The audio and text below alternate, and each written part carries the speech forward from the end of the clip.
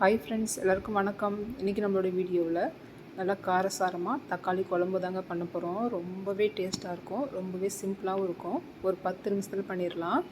சாதத்தோடு நல்லா சூடான சாதத்தோடு போட்டு சாப்பிட ரொம்ப நல்லாயிருக்கும். தோசை, சப்பாத்தி இதுக்கு கூட நல்லாயிருக்குங்க. வாங்க இந்த தக்காளி குழம்பு எப்படி பண்ணுறதுன்னு பார்க்கலாம். தக்காளி குழம்பு பண்ணுறதுக்கு ஃபஸ்ட்டு நம்ம தேங்காய் அரைச்சிக்கலாங்க. ஒரு மிக்ஸி ஜாரில் ஒரு 4 5 பல் பூண்டு, ஒரு 2 ஸ்பூன் தேங்காய் சேர்த்துருக்கேன். இதோட ஒரு 4-5 முந்திரி இந்த மாதிரி உடச்சிட்டு சேர்த்துக்கலாம். இதோட சோம்பு தூள் சேர்க்குறேன். நான் பவுடராக இருக்கிறதுனால நான் சேர்த்துக்கிட்டேன். முழுசாக இருந்தாலும் நம்ம சேர்த்துக்கலாம். 1 ஸ்பூன் சேர்த்துருக்கேன். 1/2 ஸ்பூன் ஜீரகம் சேர்த்துக்கலாம். சேர்த்துட்டு இதை ஃபஸ்ட்டு பல்ஸில் விட்டு எடுத்துகிட்டு வந்துடலாம். பாருங்கள், இந்த மாதிரி அரைச்சிட்டு வந்துடலாம்.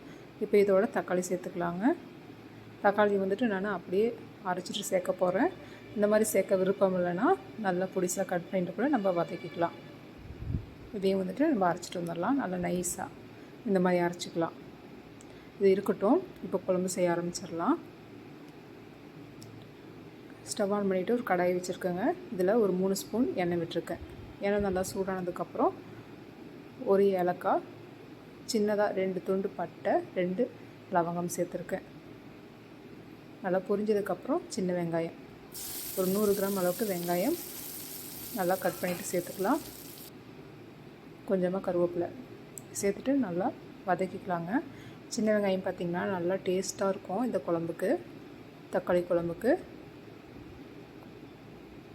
வெங்காயத்தோட கலரு நல்லா முழுமையாக நல்லா மாறி வரணும், நல்லா ப்ரௌன் ஆகணும். பாருங்கள், இந்த அளவுக்கு நல்லா வெங்காயத்தை நல்லா வதக்கிக்கணும்.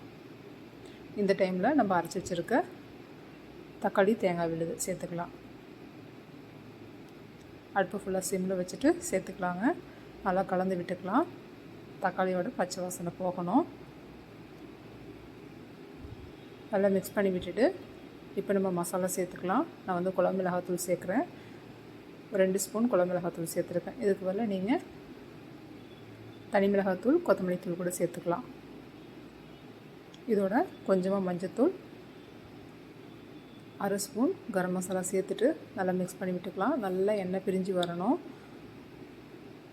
அந்தளவுக்கு சிம்மிலே வச்சுட்டு குக் பண்ணிக்கலாம். இப்போ இந்த டைமில் 1 ஸ்பூன் கடலை மாவு எடுத்துருக்கேன் ஒரு பவுலில். இதில் கொஞ்சமாக தண்ணி விட்டு நல்லா கரைச்சிக்கலாங்க. கரைச்சிட்டு இப்போ இதோடய நம்ம சேர்த்துக்கலாம். குழம்புக்கு நல்லா டேஸ்ட்டாகவும் இருக்கும், நல்லா திக்னஸ் கொடுக்கும். இதுக்காக தான் நம்ம கடலை மாவு கரைசல் ஊற்றுறோம். நல்லா கலந்து விட்டுட்டு கடலை மாவும் நல்லா வெந்து வரணும். நல்லா பச்சை வாசனையும் போகணும். நல்லா கலந்து விட்டதுக்கப்புறம் மிக்ஸி ஜாரில் கொஞ்சமாக தண்ணி விட்டு நல்லா அலசி விட்டு ஊற்றிக்கலாம். இந்த குழம்புக்கு தேவையான அளவு தண்ணி ஊற்றிக்கலாங்க. ஏற்கனவே நம்ம உப்பு சேர்த்துருக்கோம் வெங்காயம் வதங்கிறதுக்கு. திரும்பவும் இந்த குழம்புக்கு தேவையான அளவு உப்பு சேர்த்துக்கலாம். சேர்த்துட்டு குழம்பு பார்த்திங்கன்னா ஒரு 10 15 நிமிஷம் நல்லா கொதியணும். நல்லா மேலே எண்ணெய் பிரிஞ்சு வரணும். ஒரு மூடி போட்டுட்டு மீடியம் ஃப்ளேமில் நல்லா கொதிய வச்சுக்கலாம். பாருங்கள், குழம்பு நல்லா கொதிஞ்சிட்ருக்கு. பார்த்திங்கன்னா நல்லா சுட சுட சாதத்தோட தக்காளி குழம்பு நல்லா ரெடி ஆகிடுச்சுங்க. ரொம்பவே டேஸ்ட்டாக இருக்கும். நீங்கள் ஒரு டைம் செஞ்சு கொடுத்தீங்கன்னா பசங்க திரும்ப திரும்ப கேட்பாங்க. இந்த குழம்பு அந்தளவுக்கு நல்லா டேஸ்ட்டாக இருக்கும். வீட்டில் காய் இல்லாத டைமில் கண்டிப்பாக ட்ரை பண்ணி பாருங்கள், ரொம்ப பிடிக்கும்.